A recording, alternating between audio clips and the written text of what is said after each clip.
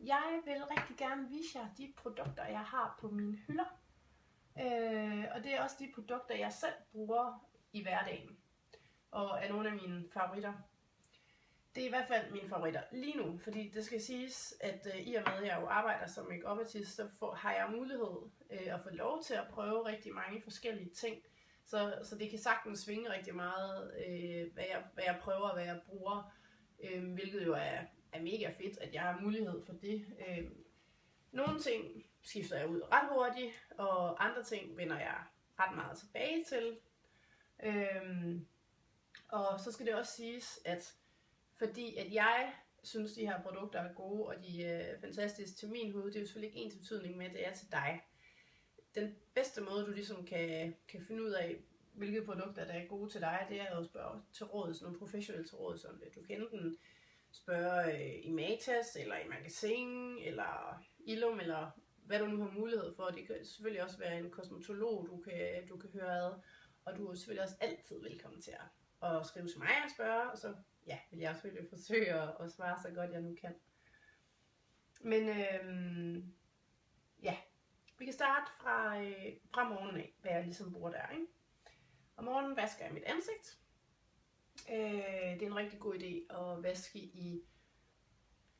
i varmt vand, altså sådan ret varmt vand, fordi det åbner ligesom dine porer op og gør, at cremen ligesom går længere ind i huden. Men i hverdagen bruger jeg min Derma creme Exo Mega. Det er sådan en fedtcreme.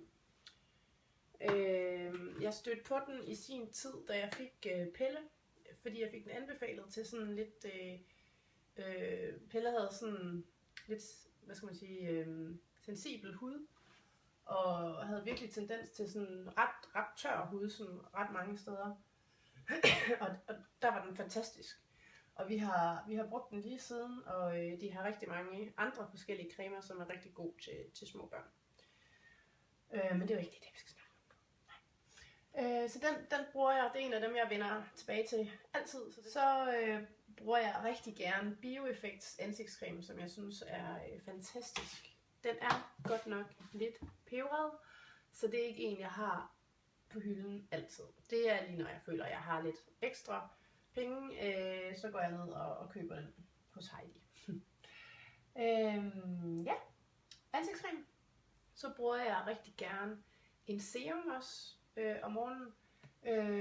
Jeg har igen af det Bioeffect, der har en serum, som jeg synes er fantastisk. Jeg er ved at løbe tør, som I kan se. Der er virkelig ikke meget tilbage, så den skal også snart fyldes op.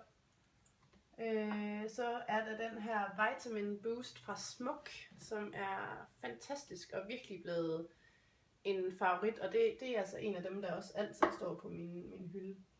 Den giver ligesom sådan et helt boost af vitaminer til din hud, og den er virkelig lækker. Den har hjulpet mig rigtig meget her i vintermånederne. Så bruger jeg en øjencreme. Igen, Bioeffect har en vanvittig lækker en, som jeg desværre ikke har på hylden lige nu, men det er også en, jeg sådan køber en gang imellem. Så har Aderma en øjencreme, som er fantastisk også. Den putter du ligesom på her, dupper rundt. Den er god at bruge, når det er, du for eksempel vågner, og du føler, at du er sådan lidt puffy omkring øjnene, fordi så beroliger den lidt og får det til at falde lidt ned. Det er klart, at den får dig ikke til at se fuldstændig stram og lækker ud, vel, men altså, den dulmer ligesom det der puffiness, man kan have.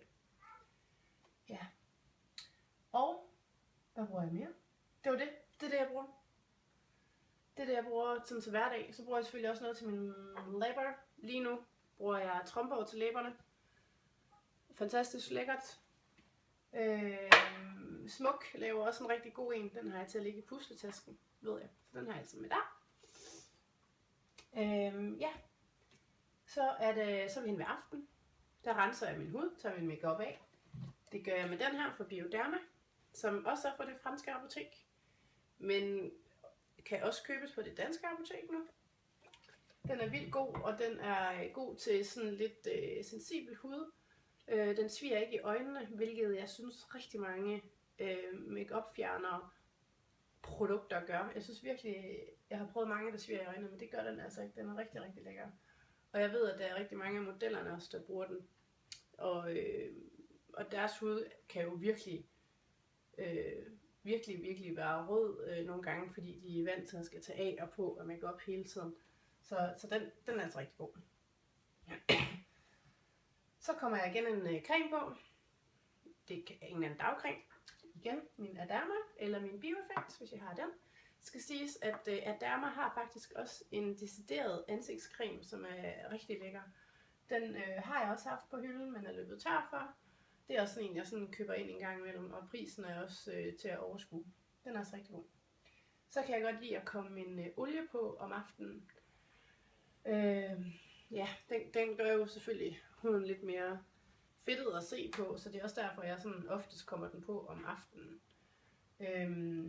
Lige nu bruger jeg den her fra Tromborg, som er vildt lækker. Og så har puderdåserne lige lavet en ny ansigtsolie, som jeg har fået lov til at prøve. Og den er altså virkelig lækker også. Jeg har kun prøvet det et par dage, så jeg ved ikke sådan lige, hvordan det kommer til at være på sigt. Men indtil videre synes jeg faktisk, den er rigtig nice. Ja, det er det, jeg får på om aftenen. Så de produkter, jeg sådan bruger ud over... de produkter, jeg bruger ud over sådan dag og aften, det er en scrub. Der har jeg fået lov til at prøve den her fra Ciaya. Jeg ved ikke, om jeg udtaler det rigtigt. Jeg har aldrig hørt om det før. Men jeg fik den tilsendt her for, ja, det er ved at være et halvt år siden, tror jeg. Og har købt den igen nu, fordi jeg synes virkelig, den er god. Der står så også, at den er til lidt ældre hud, til de sådan plus 30. Ja, tak for det. Så det er måske derfor, den passer godt til min hud. Den piler rigtig fin, uden at være sådan helt kras. Jeg synes virkelig, den er rigtig god, og masser har faktisk også brugt den nogle gange. Men han er jo også plus 30. Ej, jeg tror, selvfølgelig kan man jo godt bruge den, selvom man ikke er over 30, ikke også? Men den er sådan ekstra god til det. Så har jeg... jeg har selvfølgelig også min body cream, som jeg er vildt glad for, også for Smuk, som jeg smører min krop ind i hver dag. Og en ansigtscreme, som også er til fødderne, også for Smuk. Vild Lex. Så har jeg den her, som er en af mine favoritter her, især nu her, når vi går sommeren i møde, fra Youngblood, som er en creme, hvor der er lidt farve i, og en lille bitte smule glimmer. Meget, meget lidt. Men den er altså vildt flot. Jeg er faktisk ikke klar over, at man måske kan få den i flere farver. Det ved jeg faktisk ikke, om man kan det. Men den er altså vildt god, både til arme og til ben. Det skal lige siges, til armene, hvis man er lige så hairy som jeg er, så sætter det sig altså lidt i hårene. Så man skal være lige lidt forsigtig, når det er, man smører den ud. Og sørge for, at det tørrer ordentligt, inden du tager tøj på. Ja, og så bruger jeg selvfølgelig også en muddermaske en gang imellem, men det står inde på badeværelset. Det står ikke her. Ja, det var lidt om mine favoritprodukter. Jeg vender tilbage med mine favoritprodukter til make-up og til